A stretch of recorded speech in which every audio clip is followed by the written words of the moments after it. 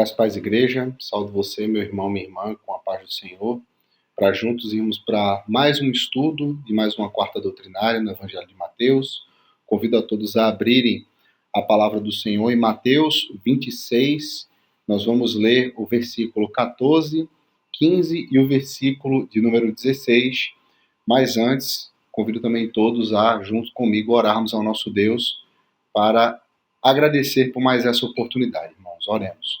Senhor, somos gratos a Ti por estarmos mais uma vez reunidos ao redor da Tua palavra para aprendermos um pouco mais o que as Sagradas Escrituras têm a nos falar. Nós somos gratos a Ti por tudo que Tu nos ensinaste até aqui, pela disponibilidade que nós temos, Senhor, de termos a Bíblia em nossas mãos e por podermos aprender cada vez mais e mais sobre Ti através dela. Fica conosco durante toda essa noite. Se nós te oramos, te bendizemos, em nome de Cristo Jesus. Amém. Mateus 26, versículos 14, 15 e 16, o pacto da traição. Bem, irmãos, aqui nós vamos rumando ali, né, para o fim da missão do nosso Senhor Jesus Cristo aqui na Terra. Nós vamos aqui ter o início daquilo que seria o seu martírio.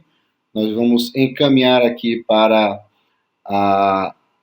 a captura do Senhor Jesus, né? Tem alguns episódios que serão tratados nos próximos versículos, mas nesse período aqui dos versículos 14, 15 e 16, nós temos um episódio e nós temos um personagem que acompanhou Jesus e os demais discípulos durante toda a sua jornada, durante toda a convocação dos discípulos e a pregação do Evangelho durante os 3 anos de missão do Senhor Jesus Cristo aqui na Terra. E esse personagem é o Judas, né? O Judas Iscariotes, aquele que sabemos que irá trair Jesus. E aqui, a partir do versículo 14, nos diz assim: então, um dos 12, chamado Judas Iscariotes, indo ter com os principais sacerdotes, propôs, 2 pontos, que me quereis dar, e eu vos-lo entregarei. E pagaram-lhe 30 moedas de prata. E, desse momento em diante, buscavam uma boa ocasião para o entregar. Bem, 30 moedas, irmãos. Por 30 moedas de prata, Judas ele se vendeu e ali entregou o Senhor Jesus. Nós sabemos o fim dessa negociação, né? Não vamos fazer nenhum tipo de mistério, porque nós sabemos o que acontece. Porém, nós temos alguns ensinamentos a tirar desses 3 curtos versículos aqui. Primeiro, nós precisamos entender o seguinte: o preço pelo qual Jesus foi vendido era um preço muito barato. A prata, ela não era o metal mais precioso da época. Nós tínhamos ali moedas de ouro. Nós tínhamos ali um preço maior. Obviamente que não estamos aqui precificando o Senhor Jesus, nem dizendo que algum valor que fosse negociado seria justo o suficiente para fazer tamanho ato. Bem, mas 30 moedas de prata era um valor que era muito baixo para a missão, para aquilo que estava sendo exigido. Obviamente que Judas procurou os sacerdotes e fez essa proposta, né? Até porque a Bíblia é muito clara, dizendo que indo ter com os principais sacerdotes, partiu de Judas o intuito de ir lá procurá-los e dizer: olha, eu tenho uma proposta, eu posso entregar ele para vocês, mas eu quero saber o que é que eu ganho com isso, né?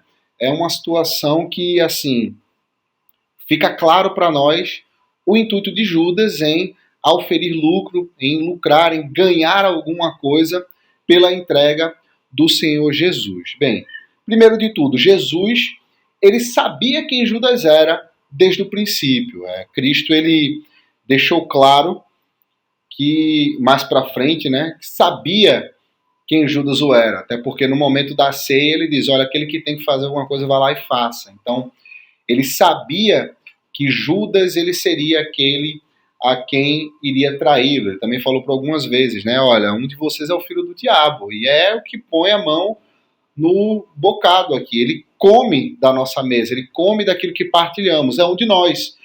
E obviamente que Jesus sabia. Os discípulos, entre eles, se olhavam, eles não tinham certeza, mas Jesus ele sabia quem Judas era. Judas era um ladrão e um aproveitador. Ele colocava a mão na sacola de ofertas, ele retirava dinheiro daquilo que era destinado para a manutenção do evangelho do Senhor Jesus Cristo aqui na terra. Então, o que eles recebiam de ofertas, o que eles recebiam ali de auxílio para comprarem alimentos, para comprarem vestimentas, utensílios, para aquelas necessidades básicas de Jesus e dos discípulos, Judas ele tratava de roubar também desses valores. Dito isto, irmãos, aqui nós podemos fazer alguns exercícios acerca do comportamento de Judas, né? Talvez, digo talvez porque a palavra não nos revela isso são alguns pensamentos de alguns estudiosos, mas de forma a elucidar o que estamos conversando, talvez podemos pensar que Judas ele quisesse ali passar a perna nos sacerdotes, né?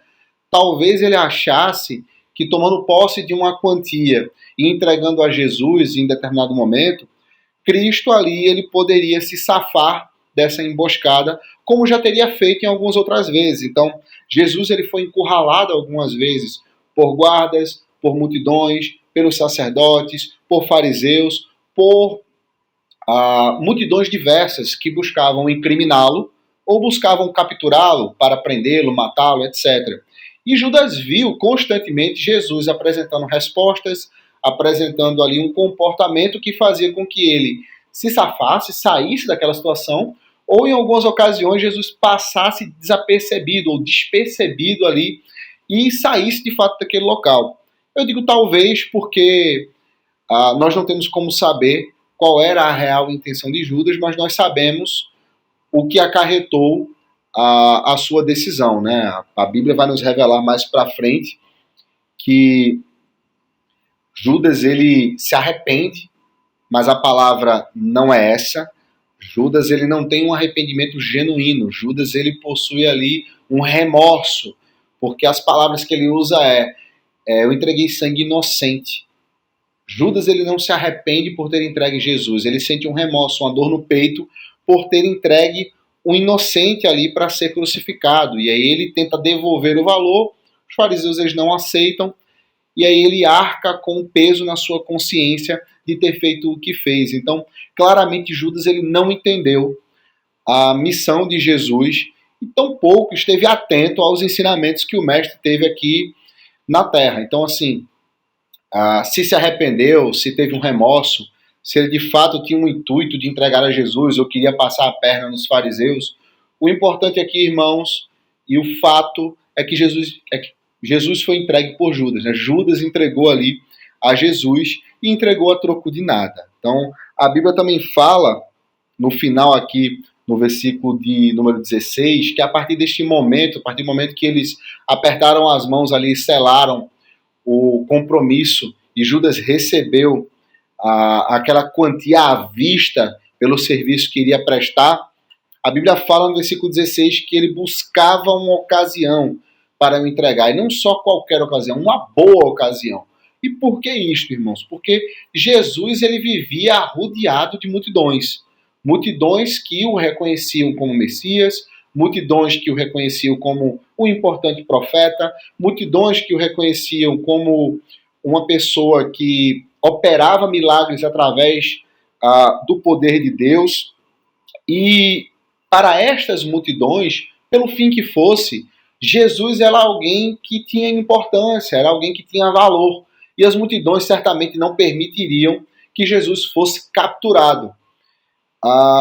Por isso nós sabemos, né, que mais à frente também vai ser dito que Jesus quando é traído por Judas, Judas quando conduz uma parte da guarda ali do templo, né, a guarda imperial ali que estava à disposição dos sacerdotes, ele o faz na calada da noite, quando está todo mundo dormindo, quando ao redor de Jesus estão apenas os 11, né, tirando ali Judas, né, que seria o 12º, estão os 11, e assim ele faz possível a captura de Jesus. Então, óbvio que, se pararmos para pensar, deliberadamente, ninguém venderia a Jesus. Se a gente parasse para discutir sobre hoje, né, você abriria mão de Jesus por uma certa quantia, abriria a mão de Jesus para ser o homem mais rico do mundo, abriria mão de Jesus pela cura da sua enfermidade, por aquilo que você tanto deseja? Obviamente que nós diríamos que não, irmãos, porque nós sabemos que Jesus, além de ser a salvação, o caminho, como ele mesmo disse, para a salvação, ele também é alguém que já fez tudo por nós. Por mais que muitas vezes nós falemos sobre o que está por vir e que aquilo que acarreta em caminharmos com Jesus, né, a salvação em Cristo, é o de mais importante, nós também não podemos deixar de olhar para trás e tudo aquilo que Jesus já fez por nós, se entregando, vindo, nos ensinando, deixando à nossa disposição as Sagradas Escrituras, estando presente desde o princípio dos tempos até o fim ali, a consumação do século, como tem o livro profético de Apocalipse revelado. Então, assim, parando para analisar tudo aquilo que Cristo já fez por nós, obviamente, irmãos, eu não estou nem falando daquilo que ele ainda vai fazer, porque ele continua trabalhando por nós, não teria preço e que nós entregaríamos a Jesus. Contudo, nós precisamos estar atentos, né? Precisamos atentar para nossas condutas, para que, por omissão, nós também não entreguemos o Senhor. E aí fica a lição dessa noite, né? Nós temos que ter muita atenção para com o nosso testemunho. A Bíblia fala, né? Jesus fala, né? Aquele que me negar diante dos homens, eu negarei diante do meu Pai. Então, existe essa possibilidade de pessoas deixarem de falar de Jesus, ou negarem a Cristo, ou deliberadamente falarem mal. E eu não estou tratando aqui nem sobre as consequências disso. Eu estou tratando simplesmente da possibilidade de, sim, negarmos a Cristo com os nossos atos, negarmos a Cristo com as nossas palavras, negarmos a Cristo com a nossa conduta. Talvez não buscando oferir lucro, mas por medo, por omissão, ou porque nos colocamos em uma situação de dificuldade. Nós mesmos procuramos a situação. Precisamos ficar atento a possíveis problemas que são criados e caminhos tortuosos que são colocados diante de nós e que nós optamos por percorrer por ele. Se pararmos para prestar atenção, Jesus nos ensina na oração do Pai Nosso, vou pegar só esse pedacinho, tá? Abre aspas, não nos deixei cair em tentação, mas livra-nos do mal. Esta parte aqui, irmãos, não é esperar eu chegar numa situação de tentação para que Deus me resgate e me livre daquilo. Não, diz respeito ao caminho, a eu poder observar um caminho tortuoso, um caminho que me leva a pecar, um caminho que me leva ao mal, e eu evito esse caminho. É buscar de Deus um direcionamento para que nós não incorramos nisso, não percorramos um caminho que nos leve a negar Jesus, que nos leve a vender Jesus. Não busquemos isso, assim como Judas buscou os sacerdotes ali, os fariseus, para fazerem uma proposta. Não busquemos caminhos tortuosos que nos conduzam a pecar, que nos conduzam a falhar com o Senhor, a entristecer o Espírito Santo que está em nós. Fiquemos atentos a isso. Quando paramos para analisar a Bíblia e fazemos conexão de alguns textos, é muito claro isso, é muito claro essa preocupação do Senhor quanto à nossa conduta, quanto à nossa ação, quanto ao nosso falar, o nosso agir, o nosso proceder. Porque por mais que nós não recebamos 30 moedas de prata ou qualquer valor que seja, por ocasiões como essas ou situações em que nos colocamos, nós talvez possamos estar vendendo Jesus por nada, irmãos. E aí fica o ensinamento e a atenção que precisamos ter com base nesse texto. Judas buscou algo com um valor, com um intuito e teve um fim em si mesmo. A entrega, condenação, crucificação de um inocente. Sabemos, obviamente, que era necessário que assim o fosse. Porém, a consciência de Judas e as consequências dos seus atos foram pesadas demais para que ele pudesse suportar. Sabemos também o fim que Judas teve, que foi se enforcar. Ele tentou devolver as moedas, os sacerdotes fizeram um pouco caso, disseram que era um problema dele, a sua consciência, e que não estariam preocupados com isso. Porém, foi difícil demais para Judas suportar trair o Senhor. Então Judas teve um fim em si mesmo, ele buscou um canto e se enforcou. A nós, talvez não cheguemos a esse ponto, oro a Deus e peço para que não seja assim. Mas o pecado e o distanciamento do Senhor, ele gera um incômodo e uma quebra muito forte de um elo que existe entre nós e o Espírito Santo. Não entristecemos o Espírito Santo que habita em nós. Paulo nos lembra e nos fala sobre isso, né?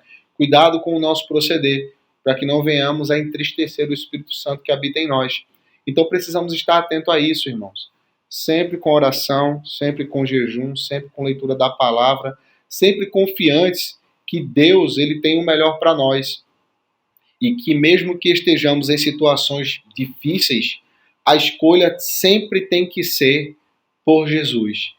Se formos colocados em situações em optar pelo nosso relacionamento, pelo nosso trabalho, pelo nosso emprego, pela nossa fonte de renda, por qualquer que seja a situação, a escolha ela sempre tem que ser Jesus.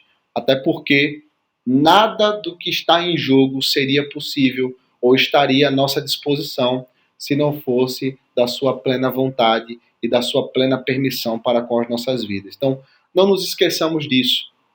Como eu falei, talvez deliberadamente ninguém venda a Cristo, mas precisamos, todos nós, estarmos atentos às nossas condutas para que não venhamos a abrir mão dele por coisas fúteis ou às vezes preço algum.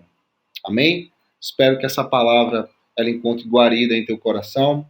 Espero que o Espírito Santo te ajude assim como tem me ajudado, assim como tem me lembrado constantemente de quem eu sou e da importância que ele tem para com a minha vida, e que jamais eu venha a ter uma atitude como essa, a ponto de entregar ao Senhor Jesus de forma alguma e por preço algum. Oremos mais uma vez para agradecê-lo por sua palavra. Senhor, nós somos gratos a Ti pelo que Tu nos ensinas, Senhor. Clamamos para que Tu nos fortaleça, clamamos para que Tu nos direcione, clamamos, Senhor Deus, como a oração do Pai Nosso fala, nos deixa cair em tentação e livra-nos do mal. Não nos deixa, Senhor Deus, percorrer por caminhos tortuosos e que possamos estar atentos ao início desses caminhos para que possamos desviar deles. Não permita, Senhor, que venhamos a cair nas pedras de tropeço que estão diante desses caminhos. Não permita, Senhor Deus, que venhamos a nos desviar por amizades que são incertas, impuras, amizades, Senhor Deus, que não levam a nada. Nos ajuda, Senhor Deus, na nossa condução e conduta, no nosso trabalho, no nosso proceder, diante dos nossos familiares e amigos.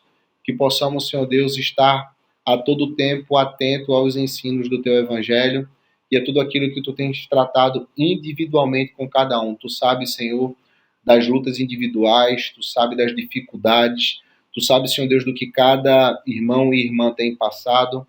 E nós clamamos, Senhor Deus, que Tu possas estar a todo tempo com este, Senhor. Para finalizarmos essa noite, eu quero levantar também aqui uma oração, Senhor, às vítimas do Rio Grande do Sul, muitos irmãos e irmãs que estão padecendo nesse momento e que em situações de calamidade como essa, Senhor, a única coisa que eles têm é a Ti, obviamente, que é o bem mais precioso que eles podem ter. Mas nós clamamos que a Tua boa mão seja com esse povo, possa estar lá, Senhor Deus, fazendo com que tudo transcorra conforme a Tua vontade, Senhor. Faz com que os céus cessem a chuva, faz com que as águas escorram, Senhor, e que se for da Tua vontade, Pai, essa situação terrível venha a se encerrar. Seguimos confiantes, Deus, em Ti e em tudo que Tu tens feito pelo Teu povo.